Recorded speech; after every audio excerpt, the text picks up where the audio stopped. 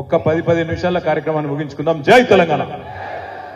గౌరవనీయులు పెద్దలు BRS party Rangareddy జిల్లా అధ్యక్షులు మీ అందరి అభిమాన నాయకుడు ఇబ్రహీంపట్నం నియోజకవర్గానికి ఎన్నో మంచి పనులు చేసినప్పటికీ మొన్న జరిగిన ఎన్నికల్లో స్వల్ప తేడాతో ఓటమి పాలైన ఎల్లవేళలా కార్యకర్తలకు అందుబాటులో ఉండే నాయకుడు మంచిరెడ్డి కిషన్ రెడ్డి అన్నగారు, గౌరవనీయులు పెద్దలు శాసన మండలి సభ్యులు సుపరిచితులు మీ అందరికీ ఏకే మల్లేశం అన్న గారు. మరి ఇవాళ పెళ్లి కొడుకు మీ అందరికి తెలుసు, మీ ఇబ్రహీంపట్నం ఆయన పెళ్లి కొడుకు. మరి ఈ లగ్గంలా పెళ్లి కొడుకు ఉండాలి, ఇక్కడ పెళ్లి కొడుకున్నాడు. ఇక తోటి పెళ్లి కొడుకు మా బంటి అనుకుందాం. ఇవాళ పెళ్లి కొడుకేమో క్యామ మల్లేశ్ అన్న. ఎందుకంటే ఇప్పటిదాకా చెప్తా ఉన్నారు, అందరికి ఉపన్యాసాలు వింటున్నా నేను, ఎన్నడు రాలే ఇబ్రహీంపట్నం వాళ్ళకి అవకాశం, మరి అలా వచ్చింది మాకు అని చెప్తున్నారు. మరి వచ్చిన దాన్ని మీరు ఇస్తమాలు చేసుకుంటారా, జబర్దస్త్ మెజారిటీ ఇస్తారా, మీకు ఆ సోయి ఉన్నదా లేదా మే 13 నాడు తెలిసిపోతుంది. మరి ఇబ్రహీంపట్నం వాళ్ళు అవకాశం ఇస్తే అద్దరగొట్టినరో 50,000 మెజారిటీ ఇచ్చిర్రు అంటే బ్రహ్మాండంగా ఉంటుంది. లేదు అంటే నెక్స్ట్ టైం కూడా ఏమనిపిస్తుంది, వీళ్ళకి ఇచ్చి కూడా లాభం లేదు, ఇస్తే కూడా వీళ్ళేం పట్టించుకోరు, ఇస్తే కూడా ఏం లాభం లేదు, మళ్ళా గట్టుమొక్కన నల్లగొండకి ఇస్తేనే మంచిదని చెప్పి మళ్ళా అటే పోతుంది. కాబట్టి మీరు చేయవలసిందల్లా ఒక్కటే, మే 13 తారీఖు నాడు మీరే క్యామ మల్లేష్ అనుకోండి, మీరే కేసీఆర్ అనుకోండి, 50,000 మెజారిటీ ఒక్క ఇబ్రహీంపట్నం నియోజకవర్గంకి వెళ్ళే ఇయ్యాలని చెప్పి నేను మనస్ఫూర్తిగా కోరుతా ఉన్నాను. నిన్ననే పూలే గారి జయంతి నిన్న జరిగింది. పూలే గారి జయంతి సందర్భంగా నేను మన ఆడ ప్రోగ్రాంకి పోయింది.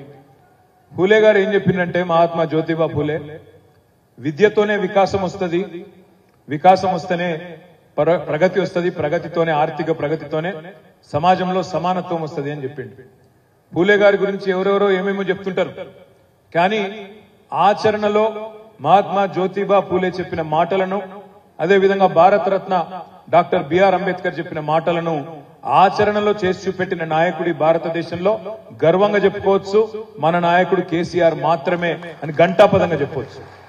1008 గురుకుల పాఠశాలలు, ఒకటి కాదు రెండు కాదు, 1008 గురుకుల పాఠశాలలు పెట్టి ఒక్కొక్క విద్యార్థి మీద ఒక్కొక్క విద్యార్థిని మీద 6.5 లక్షల మంది విద్యార్థులకు ఒక్కొక్క పిల్లోడి మీద 1,20,000 రూపాయలు ఖర్చు పెట్టి సంవత్సరానికి, అంటే నెలకు 10,000 రూపాయల చొప్పున ఖర్చు పెట్టి వాళ్ళ బట్టలు, పుస్తకాలు, బూట్లు, భోజనము, దుప్పట్లు సర్వం ప్రభుత్వమే చూసి వాళ్ళని అలా ప్రపంచంతో పోటీపడే పౌరులుగా తయారు చేయాలి, వచ్చే తరమన్నా ఆ విద్యతోని వికాసం అందుకోవాలని ఆలోచించిన నాయకుడు కేసీఆర్ గారు.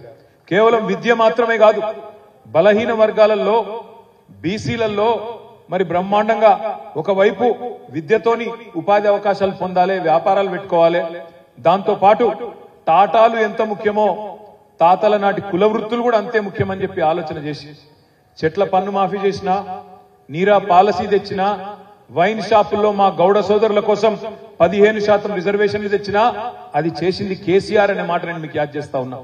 అదేవిధంగా మన గొల్ల కురుమా సోదరుల కోసం 11,000 కోట్ల రూపాయలతో గొర్రెల పెంపకం లాంటి కార్యక్రమాలు తీసుకొచ్చి ఇవాళ జీవ సంపద అత్యధికంగా భారతదేశంలో ఎక్కడన్నా ఉత్పత్తి అయిందంటే అది చేసింది కూడా మన నాయకుడు కేసీఆర్ గారు అనే మాట నేను మీకు యాద్ చేస్తా ఉన్నా. అదే మాదిరిగా ఇవాళ మత్స్యకారులైన గంగపుత్రులు, ముదిరాజ్ సోదరులు, వాళ్ళ కోసం కూడా 30,000 కోట్ల రూపాయల మత్స్య సంపద సృష్టించినా అది చేసింది కేసీఆర్. నేతన్నల కోసం చేనేత మిత్ర, నేతన్నకు చేయూత లాంటి మంచి కార్యక్రమాలు, బతుకమ్మ చీరలు, రంజాను, అదేవిధంగా క్రిస్మస్ తోఫాలు, వాటి కోసం తెచ్చిన కార్యక్రమాలు, తద్వారా ఆడబిడ్డలకు చిరు కానుక, నేతన్నలకు ఉపాధి, ఈ రెండింటిని కూడా దృష్టిలో పెట్టుకుని మంచి కార్యక్రమాలు చేసి చేతి వృత్తులకు, కుల వృత్తులకు అండగా నిలబడ్డది కేసీఆర్. అది మాత్రమే కాదు, మొన్న జరిగిన శాసనసభ ఎన్నికల్లో డిసెంబర్లో 2023 ఎలక్షన్లు జరిగితే కాంగ్రెస్ కంటే బీజేపీ కంటే ఎక్కువ సీట్లు బీసీలకు ఇచ్చిన ఒకే ఒక్క పార్టీ బీఆర్ఎస్ పార్టీ అనే మాట నేను మీకు యాద్ చేస్తా ఉన్నా. ఈ రోజు మళ్ళీ పార్లమెంట్ ఎన్నికల్లో మన చిత్తశుద్ధి చూడండి. పార్లమెంట్ ఎన్నికల్లో కూడా మొత్తం 17 సీట్లు తెలంగాణలో, 17 సీట్లుంటే 5 సీట్లు ఎస్సీ ఎస్టీ రిజర్వ్డ్ సీట్లు, మిగిలినవి 12 జనరల్ సీట్లు 12. ఆ 12 సీట్లలో 6 సీట్లు బీసీలకు ఇచ్చిన ఒకే ఒక్క పార్టీ 50% ఇలా బలహీన వర్గాలకు అవకాశం ఇచ్చిన ఒకే ఒక్క నాయకుడు కేసీఆర్ గారు అనే మాట నేను మీకు యాద్ చేస్తా ఉన్నా. అంటే ఫూలే గారి జయంతి రాగానే దండేసి దండం పెట్టుడు వేరు, కానీ ఆయన ఆశయాలను కొనసాగించే విధంగా ఆచరణలో మాటల్లో కాకుండా చేతల్లో చూపిన ఒకే ఒక్క నాయకుడు ఈరోజు తెలంగాణ రాజకీయంలో కేసీఆర్ గారు అనే మాట నేను మీకు గుర్తు చేస్తా ఉన్నా. ఎల్లుండి అంబేద్కర్ జయంతి. మరి అంబేద్కర్ జయంతికి కూడా బహుశా కేసీఆర్ గారు అర్పించినట్టుగా ఇంత గొప్ప నివాళి ఇన్ని కార్యక్రమాలు దళితుల కోసం తీసుకున్న ప్రభుత్వం భారతదేశంలో ఎక్కడ లేదు.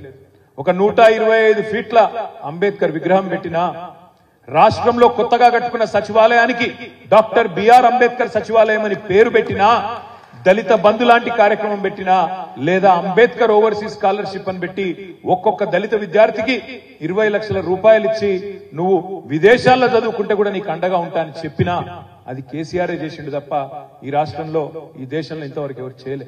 ఈ మాట ఎందుకు చెప్తున్నా అంటే, నిన్న పూలే గారు, ఎల్లుండి అంబేద్కర్ గారి జయంతి సందర్భంగా మిగతా వాళ్ళేమో మాటల్లో చెప్తారు, కేసీఆర్ మాత్రం ఆచరణలో చెప్పిండు. ఇవాళ ఆచరణలో భాగంగానే బలహీన వర్గాలకు రాజకీయంగా కూడా ప్రాధాన్యం ఉండాలన్న ఆలోచనలో భాగంగానే ఇలా క్యామా మల్లేష్ గారిని కూడా మీ దగ్గరికి పంపిండు, భువనగిరి పార్లమెంట్ కు పంపిండు. తప్పకుండా మరి ఇక్కడ ఉండే మనందరం కూడా కలిసికట్టుగా టీఆర్ఎస్ కార్యకర్తలు గట్టిగా కొట్లాడదాం, మల్లేష్ అన్నని గెలిపించే ప్రయత్నం చేద్దాం. కానీ మల్లేష్ అన్న బలహీన వర్గాలకు సంబంధించిన అభ్యర్థి కావచ్చు, కానీ ఆయన ఇద్దరు అల్లుళ్ళు మళ్ళీ రెడ్డిలే, అంతే కదన్నా? ఇద్దరు రెడ్డి అల్లుళ్ళు ఉన్నారు. ఒక ఆయన వికారాబాద్ ఆయన, ఇంకొక ఆయన వరంగల్ ఆయన. సో సుట్రికం కూడా మంచిగానే కలుపుకున్నాడు. రెడ్డి సోదరులందరూ కూడా మనోడే అనుకునే మీరు కూడా దయచేసి గట్టిగా పనిచేయాలని చెప్పి కూడా కోరుతా ఉన్నాను నేను. ఎందుకంటే ఇద్దరు అల్లుళ్ళు రెడ్లు, కోడలి పిల్లనేమో యాదవ్ పిల్లని తెచ్చుకున్నాడు ఆయన, కుర్మ కోడలి పిల్లను మన బోడుపలాయమను యాదవ్ బిడ్డను తెచ్చుకున్నాడు. మొత్తానికి చాలా మందిని కలుపుకున్నాడు, హుషారుగా ముందే ప్లాన్ వేసుకున్నాడు. అందులో ఇబ్రాహీంపట్నంలో మీ అందరి దీవెన ఉంటే బంపర్ మెజారిటీతో మోహన్గిరి పార్లమెంట్ కూడా తప్పకుండా గెలుస్తాడనే విశ్వాసం కూడా నాకున్నది. ఇంతకుముందు నేను లోపలికి వస్తుంటే అక్కడ ఒక తమ్ముడు పట్టుకున్నాడు, ఆయన ఎక్కడ ఉన్నాడు నిలబడాలి. సుర్వి బాలరాజ్ గౌడ్ అని మన గ్రామ శాఖ అధ్యక్షుడు అని చెప్పిండు. ఆ తమ్ముడు ఎక్కడ నిలబడతాడు? సుర్వి బాలరాజ్ గౌడ్ అడునవు జంప్ అయిందా? కవాడి